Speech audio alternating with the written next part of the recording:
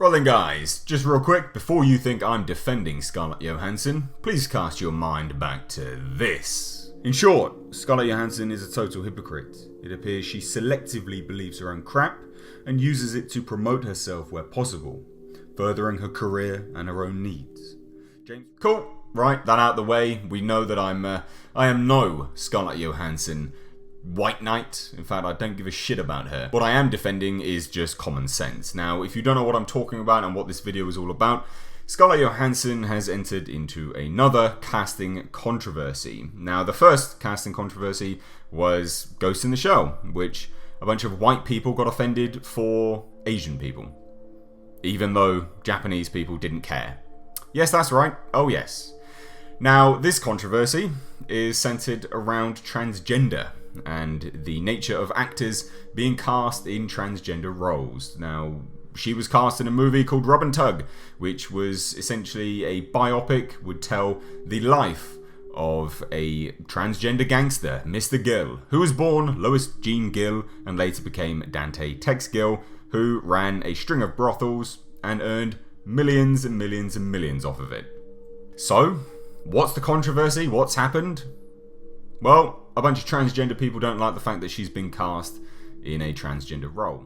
Now, just to address my personal thoughts on this topic, I don't care who gets cast in any role at all. I feel that yes, people do need to have better representation within movies, but I also feel that you shouldn't just put representation in for representation's sake, because it detracts from the main moral reason behind representation in the first place. So, you should always cast the best person for the role that encompasses the multiple outcomes you look to get for a movie, be it monetary return, and thus a lot more people going to the theatre to actually see a movie which has this form of representational storytelling, or just quite literally the best person for the role in terms of their acting capability, someone that encompasses it all. However, those leading the charge against this controversy are Now This. You may remember them from the awesome, hard-hitting, and incredibly factual statement of this. Stop saying marijuana. Why? Because it's racist as And now they're back with this Scarlett Johansson business. However, I'm going to be playing the end, just the closing argument of this person's video first, because I think this is important to note because it sets up the entire video, and then I'm going to play the video and dissect it. If Hollywood starts casting trans actors in all types of roles, trans and cis, leading and supporting, then those actors have a chance to grow and become household names. Cool. So to preface this with that, now you can discount every last thing this person says, because they're a hypocrite and they're contradicting themselves. The argument is that Scarlett Johansson, a woman, cannot play a transgender man. Now, you tell me, who is the best person to play this role? Who is the best person to be cast? Would it be a transgender male, so someone that was born female and transitioned into a male, or would it be a transgender female, so someone that was born male and transitioned into a female? Who would it be? Considering Mr. Gill was born female and transitioned into a male, because obviously that poses quite a tricky question there, doesn't it? And I'm sure, even amongst the transgendered community, I'm sure people would probably even kick up a fuss there. Surely it should be maybe a trans female or a trans male. Or, considering the biopic would have probably touched on the fact that Mr. Gill was born Lois, maybe, just maybe, you should cast an actor that is neither, because there is no bias, there is no vested interest. They can accurately portray both sides of this mobster's life, as he was born a woman, i.e. Scarlett Johansson can just be Scarlett Johansson, and then as he transitioned into a male, then obviously Scarlett Johansson can act out that portrayal. Surely that makes more sense. Hiring an actor that can accurately portray both roles, do what they're employed to do, what their career is, but also an actor that has pulling power. That is why she was cast, right? Because she's a Hollywood A-lister, so to speak. She has pulling power, and as transgender people, surely you want more people to see this film, right? The general public is not going to watch a film where there is a nobody in the role.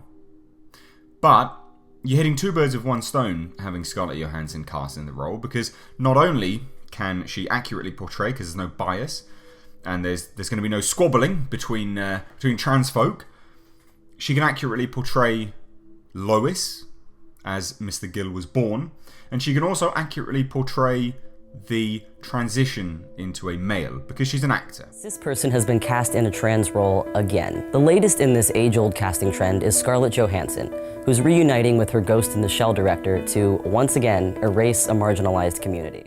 Once again, erase a marginalized community?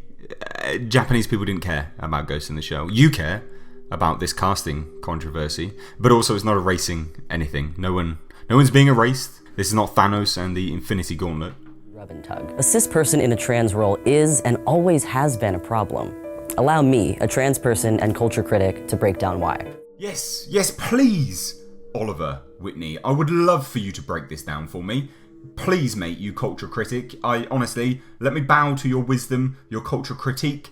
I absolutely need to know why this is such an issue. Why? For one, it deprives trans actors of work. Anyone accepting that role deprives the role from someone else. There's only one person that can be cast. There's only one person. Cis actors have far more advantages and access in Hollywood than trans folks do. There's no shortage of unbelievably talented trans actors who never get the chance to play or even audition for trans parts. Okay, but there actually is a shortage of trans actors. They are in a minority. And yes, you are right that yes, they don't actually get the opportunities that some actors do. However, to say that there is no shortage of them, you're completely wrong. That go directly to more famous cis leads. But there's another huge reason cis people shouldn't play trans, especially right now.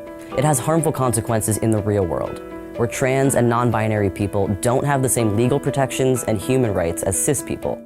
I'm not entertaining this argument at all, because this is a huge leap to go from casting Scarlett Johansson in a trans role to harmful consequences in society because of human rights. No, they're not. They are completely not one and the same. And where trans women, especially trans women of color, are murdered at increasing rates. But this film's about a trans man, a white one. What has that got to do with anything about this as an actual fundamental argument against it? Do you know what, Oliver Whitney, mate? It sounds like you're trying to butter us up for your closing statement. You remember that thing I played at the start? It really does sound like that. Often because of the way media misrepresents them. When cis people play trans characters, it sends the message that being trans is just a performance. When Eddie Redmayne and Jared Leto and Jeffrey Tambor play these parts, it tells audiences that trans women are just men in dresses. No, it doesn't. That logic is unbelievably flawed, and I don't even need to make an argument against it. Your logic there is so unbelievably wrong and warped, and like mental gymnastics must be done. Your brain is really fit, I'm telling you now, like athletic as fuck, because the mental gymnastics you're doing to believe that logic is insanity. You know all those people that play footballers, or play racists, or aliens? People don't believe that that's what they are. We understand that they're actors. Which of course they're not. A brief look at Hollywood history shows that transmasculine people like me rarely, if ever, get represented on screen. And when we do, it's Hilary Swank and Daniela C. and Scarlett Johansson and Rachel Weisz. They get to portray us. That's what they do, mate. They're actors. Otherwise it wouldn't be acting. Cis women in those roles suggest trans men are just butch women disguised as men. And that's not true. Cis actors playing us delegitimizes our identity. Again, an incredibly simple and really flawed logic there. We have British actors putting on American accents. We have American actors putting on British accents.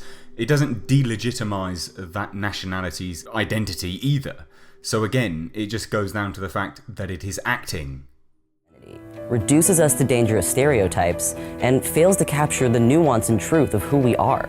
And that is all actors do, is capture nuance of who people are. That's their job.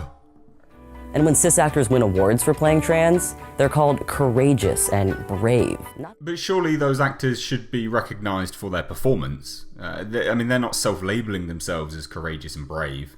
And, you know, if you're trying to convey a valid point, probably best not to pull such a funny face when you're doing it, because it really, you look facetious. Not to say those people aren't talented, but there's nothing brave about you mimicking our lives. Being trans is not an acting exercise.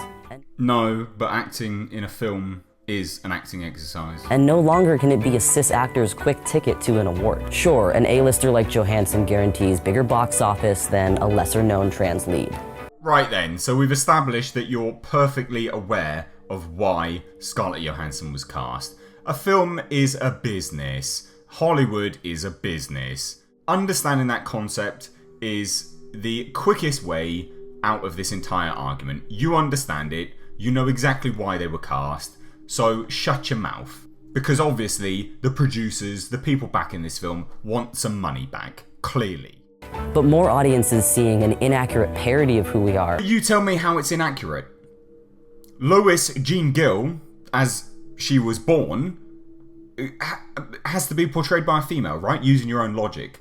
And then, as she transitioned, surely then it needs to be played by a trans man. Surely? I don't understand. Your logic is so simple and flawed, it doesn't make any sense at all. Is more damaging than doing it right. Plus, who's to say a film with an unknown minority lead won't make it to the Oscars? Just look at Moonlight and A Fantastic Woman.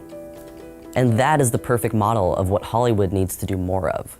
If Hollywood starts casting trans actors in all types of roles, trans and cis, leading and supporting, then those actors... Just to reiterate, I absolutely think you do need representation. However, this person's argument for that is completely flawed. He continues throughout this op-ed by stating it delegitimizes their identity, their lives are not there to be mimicked, it portrays dangerous stereotypes, such and such and such and such.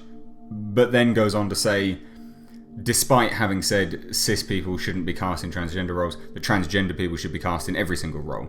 You can't have your cake and eat it, okay? You've delegitimized your own argument. Like I said, I actually just don't care who gets cast in what. I think it's absolutely outrageous. The hilarious thing is because of these people kicking up a big fuss and Scarlett Johansson pulling out of the role, there's actually rumours that the film will be cancelled. So, unfortunately, you've even cut your nose off to spite your face, because this could have been a really, really good film to push it more into the limelight and further your own cause. So, you've kind of cut your nose off to spite your face. Anyway, guys, if you enjoyed this, hit that like button. If you're new here, hit that subscribe button. Stay up to date on all the world of pop culture and movie news, and occasionally videos like this. If you enjoyed this and you want to see more like this, then please do let me know, because these are really, really fun to make. Guys, as always, I've been Mr. H. I'll catch you in the next video.